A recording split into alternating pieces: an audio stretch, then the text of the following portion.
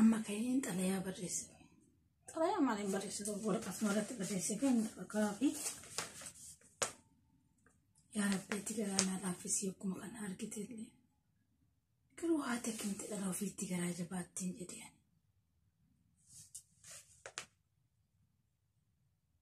Harmee koo akkam jirta? Nagaa keetii? Ani mucaan kee nagaadha. Galata Waaqayyoo. Harmee akkan si jaaladhu ni beektaa? Homaa shakkii hin qabu. Garuu gidduu kana jecha ani itti yaanne waan naan jetteef hin fadhi malee. Harmee koo yoomiyyuu si gaddisiisuun fedha kootii miti. Haa ta'u malee waan ani yaanne fi waan ani hin eegin waan naan jetteef keessi koo gidduu kana baay'ee na qabamaadha. Akkanatti gadditu hin fedhu. Harmee koo hamaa naa yaaddee osoo hin taane anarraa akkanan heerumee haadha soddaa taatee daa'ima koo arguudhaaf ati kan muddamte kana anis beeka. Harmee yeroo kanatti yeroo ani barumsa kootiif ba'utti ati immoo faallaa koo taatee mul'attee daa'ima umurii ijoollummaa kana dugda koo keessaa bochuu arguu keettu anaan na dhibe. Harmee anii fi gonfoon siif jabaannee manatti si barsiifnee abbaa caadaa jennee har'a qubee haga wayii nu dubbifatta. Harmee utuu yoo san maatiin kan kee si gargaaranii si barsiisanii har'a eessa akka jirtu yaaddee beektaa? Namoonni baay'een dubartiin barattee eessa geessii jedhu. Yaa ta'u malee icciitii dubartii isaan hin barre. Harmee dubartiin eenyuyyuu olitti cimtuu akka taate fi dubartiin bu'uura waan hundumaati jecha jedhamtee ittiin ibsattu hin qabdu. Harmee koo ati har'a gadaantuu ofitti fakkaatta hundaa'uu akka jirtu of beeki. Dubartii jechuun waan hundumaadha. Harmee dubartiin takka hagam xiqqaattee yoo heerumteeyyuu daa'ima ishee akkatti guddifattu hin wal'aattu.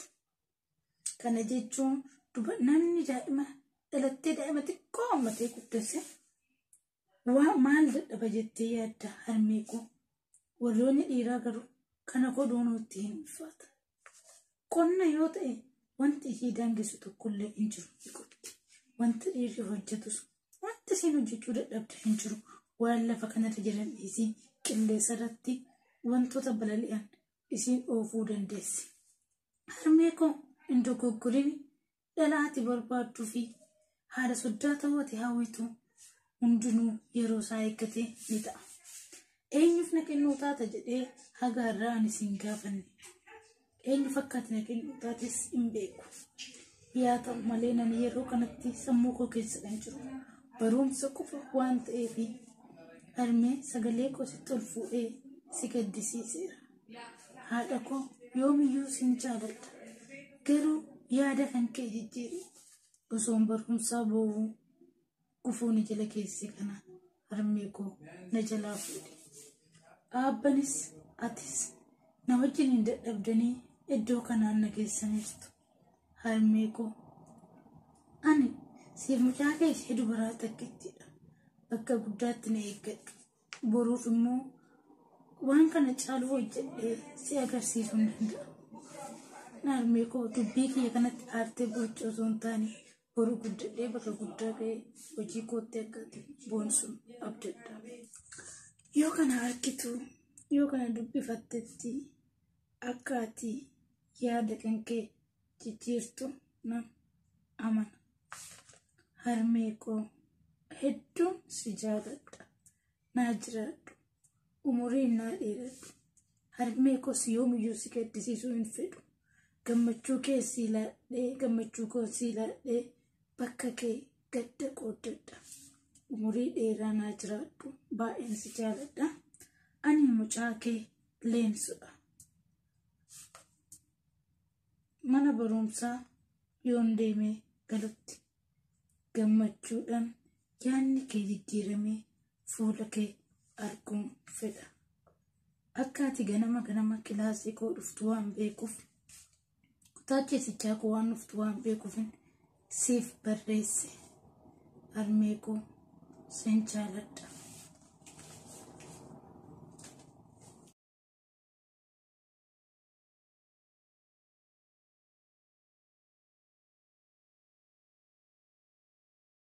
Okay, mananti ma. Ya Rabbi ati harmee garasiin alaafisee hundee butti. Nisandi na barumsaa koo. Samura manu qoonnan isna harkaa badee jira. Wayyoo koo bilbilee jira. Alo? Eegaa dhufa? Akkam jirta? Nagaa fayyaadha. Dhugaa nagaa kootti lafa waaqayyo. Jirtaay? Dhugaa mana barumsaan deemu laata? Naarin naan hin jennee deeti. Nakka dhugaa sin jedhamu boonyeeni. Wayyoo koo obboleessaa keetii irraa alachuu malee maaltu na jira. Bagasii wajjin aladhe. Dhugaa. Inni kaasii aaree jiru arguun barbaadu naan hin jenne. Baay'een si jaaladhaan illee. Harmee immoo qaamaan siif abdiin qabanatti hin dubbanne ergasanii. Inni uffataa miti ati. Bakka kootu yoo nama mana barumsaa deemee deebuutti hin xumurama jedhee ni yaada. Bakka waanuma barumsa koo bijaajilu. Gasi gidduu kana barumsa mun koo jee qabeessillee jeetiin koo waan hafuu miti. Anillee amma nan deema jedheetanii dubbeesitti hin baay'isuu nagaan kootte. Baay'een si jaaladha. Maqaa tole jedheedha mi'amma bakka homaan yaadu. Hin xumurta dhimmicha hundaa waan ta'eef. Ishii nagaa na ta'ii naa jiraadhu. Ayyee galatoomi. Galatoomi obboleessa koo qaalii namaa. Yes. Amaan barumsa koo bicha irratti xiyyeeffachuun qaba. Silaa yoom shamarran irraa gufuun kun naabbatan jedheen. Garuu namni soo kiyyeessi waaqayyo hin hiika. Haadha soddaa jiru, abbaa soddaa jiru. Jireenyi biyya lafaa kun waan guutuutti fakkaatame isaa. Maal fayyada maqaan? Maqaan inni boruu daa'ima baattee deebishuruu dugda keessaa jirurraa sun biradhee bakka guddaa isaanii ga'e. Hammi namni keenya yaadu nama rakkise yaa waaqayyo. Hawaasni keessatti dhalatan murteessaa namni tokko ilmi namaa tokko dhalatee bakka yaadan ga'uudhaaf. Garuu yaa waaqayyo maatii gaariirraa naladhee. Maatiin keenya hin nagaa si garuu garaa naa laaffisi. Warroonni dhiiraa ofitti amanan hojjetanii waan nyaataniif garuu dubartii waan hojjettee jiraatutti fakkaatu. Hundaafuu. Obboleessi koo yoo dhufe handuun xumuramaanis mana barumsaa kun deemaa.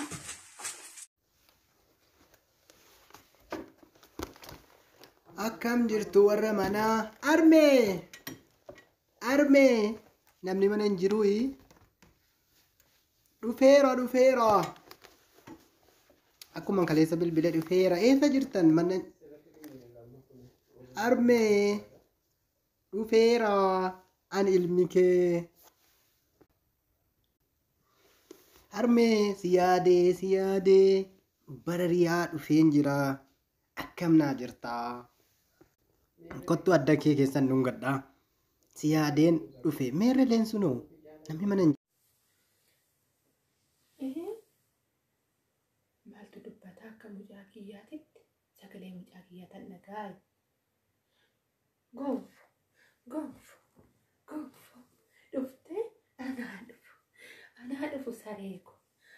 dhufu sareeko baguma nagaa dhannaa dhufte daalacha koo naa dhufte naa koottume siyaade natti mara kunoo harmee eessa jirti ogguma jettu lafuma kiyya kana keessaa bise qomana jedhe gonfooku kun akkaati dhuftullee hin beenne yaaduma caccabsuma tokko hojjedheetuma leensunti yallee nyaatti jedhee tanani hojjedhe kottu taa'e amma waan biraatti hojjedhutti caccabsuma tana naa nyaadhu maal ta'ee mucaan koo daalachaa ina jalaa moo maal inni naa nyaadhu gonfoo koo naa nyaadhu. Harmee wamaa nyaachuun barbaadu siinaa sa'uudha.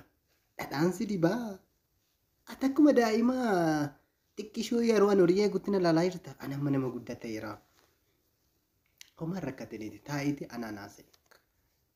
Siininaasaa si yaadee tan dhufe walii yaada jijjiirraa. Miirri nammeessa jiran. Abbaan eessa jira. Seenaa noo. Jaraa wajjiniin haasofnaa kottaa. Gonfoo koo na jalaa daadhachooftee miidhadhaa tan mataa irra si kun maal taateet mataan kee kun akkatti si goggoge anumti matumti kiyyaa goggogu gonfoo yaa dhalako. Vartii santu akkanatti si goggossee dhadhuma tana mataa irra si godhamu.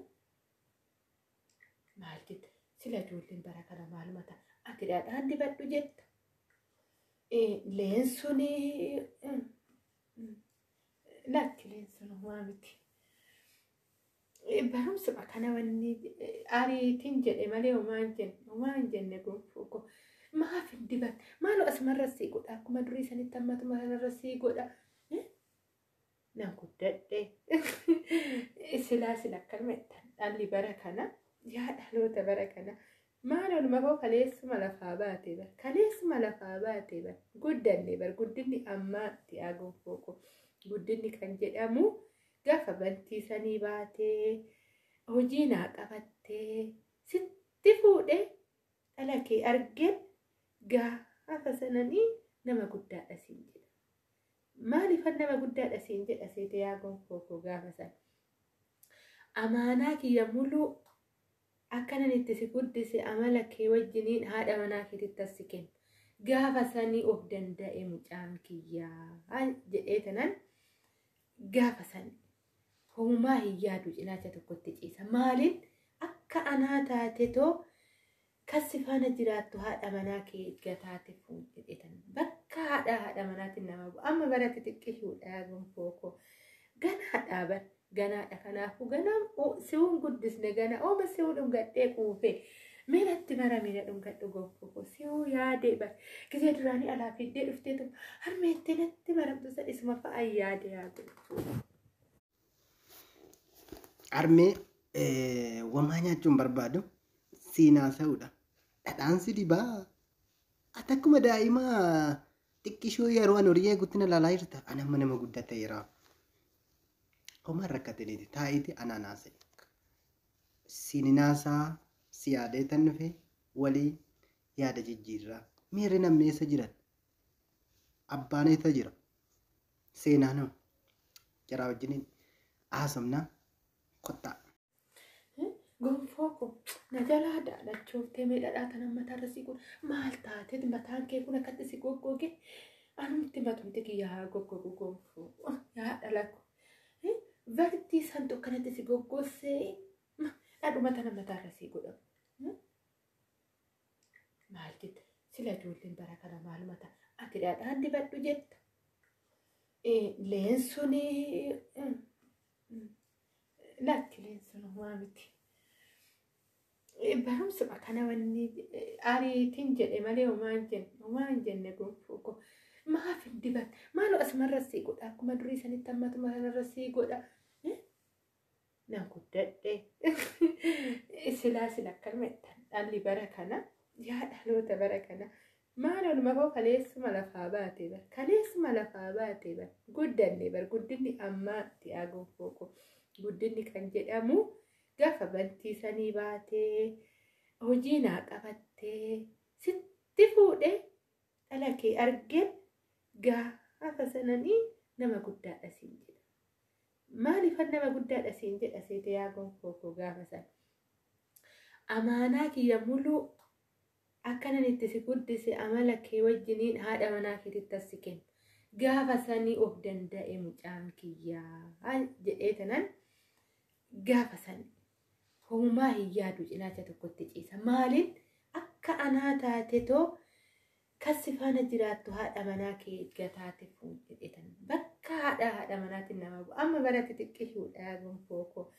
Ganaadhaa ganaadha kanaafuu ganaan si'uun guddisne gana ooma si'uu dhungadhee quufee miilatti maramina dhungadhu gonfoo si'uu yaadee bar gisee duraanii alaa fiddee dhufteetu harmeettee natti maramtu isa isuma fa'aa yaade yaadu.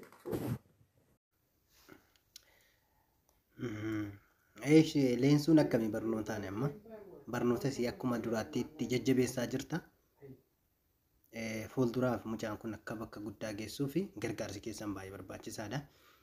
Barnootaan akkamii irratti jajjabeessaa jirta moo hojiidhuma kan keetiin akkamii kanarraa nuuf himi. Waa'ee leensuu duraan dubbanneeti jirra. Leensuun akkamiin bakka guddaa geessu. Maatiin keenya hundinuu irratti walii gallee jirra. Barattuu cimtuudha waan taate barnoota isii irratti gargaarsi keenya baay'ee barbaachisa. Kanaafuu nu hundinuu gargaarsa kan keenyaan bira dhaabbachuu qabna. Jajjabeessuu qabna siin jedha. Maal jettee haa gonfoo?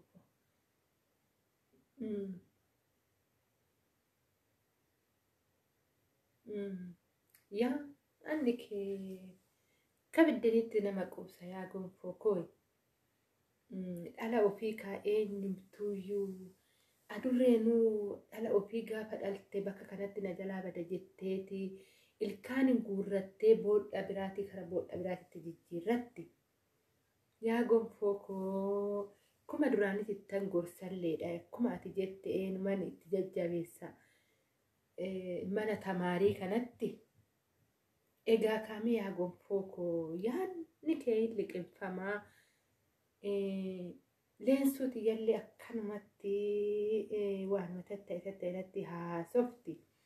Meeqa abbee fa'a wajjin teenyee haasofna. Buna tana daffisee tanan wal geenya mana tamaarii san ishiin illee amma dhufuu kaatee jirti. Wal keenya irratti dubbannaa kaa. Wanni xarabbeezaa zuuradhaan maatiin ofii haasa'e bareeddudha. Hin bareeddi yaa gonfoo kiyya. Ulfina qabdi wanni maatiin ofii wal ga'ee odoo gadi hin bahin mana keessatti wal mari'atan xarabbeezarra taa'anii wal mari'atan buna ofii dhugaa wal mari'atan ulfina qabdi yaa gonfoo kiyya. Leensuutiyya nama haadha ofii kabaju, nama abbaa ofii kabaju, nama barumsa ofii jaalatu, nama kaayyoo qabdudha. Talli kiyya nan beeka. Boruufuu dhalana boruufuu nama taatudha. Narraa dabarte ollaadhaa yaaddi. Ganaa xiqqishummaa tanaanu nan beeka. Yaa gonfoo koo mee waan hundaafuu abbeetis alaa dhufu ani ka'ee tan buna kana danfisa. Ati immoo kun ka waraqata keessanitti rarra'uu heddanatti fakkaatee ani si uyyuu yaade mee leensuuti yallee dhufti walumaan haasofna mee ani ka'ee tan buna kana danfisa. Yaada gonfoo bunni kun buna kana natti daddafime jaarsummaa tokko hin deema guyyaa natti ta'e. Gonfoo maal taate maali gurbaa yuunivarsiitii sanii astamaariidhaan wal loltee dhufte moo maali fuulli kee maalatti jijjiirame? Akka qofaatii miti fan jedha waan aarte fakkaatta. Waa'ee leessuu sila waa'ee leessuu maal taate leessuun? Maarree hoo heerumte mucaa hoo jija geesse maal uumaa ol tiire jijan geessuu durbi. Si ganaa si fuusisaan durba heerumsiifatan dhiiratti fuudhan waanuma dur jiru anarratti baatuun ba'e. Tamaartanii amma immoo durba akka jijan geenye dhiirri akka fuune ilmoo akkan arganne jettanii nama gara waan ga'e ganaadha keessan kun. Yaa bara kana. Haanumti sin jettan kun durbi tamaarteessa geech intala warra abbaa gaddafaa sana laal asitti miti katamaatti tamaarsisan kifilii 12 tamaarte heenuma heerumte amma kun ijoollee 7 deesseerti. Boomti timirtii durbi tamaarte eessa geessee beekti maal gooti dubarri? Dubarri tamaarte eessa geessee beekti? Wayi amma qabdee dubbii kana akka gadi fuuni dammata. Dubbii kana akka gadi fuuni. Afaan jala nan bahin intala kana heerumsiifata. Ana jijaan qaata ilmoo kiyya waan sin galchuun jiru. Nama dhiba. Seetu na barsiisaa gizeen heerumsiisu intala koo. hin heerumti durbi tamaarte wanni fiddu hin jiru. Yoo durba gizeedhaan heerumsiisu yoo baatan waan na biraatu namatti dhufa. Kanaafuu yaa heerumtu ni heerumsiisna.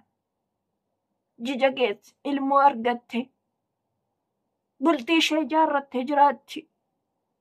Sin tamaarta maal gootan? Intala warra abbaa bal'axuu saffaa tamaarte hojjaa dhabdee kinuu amma hojiin dhabame.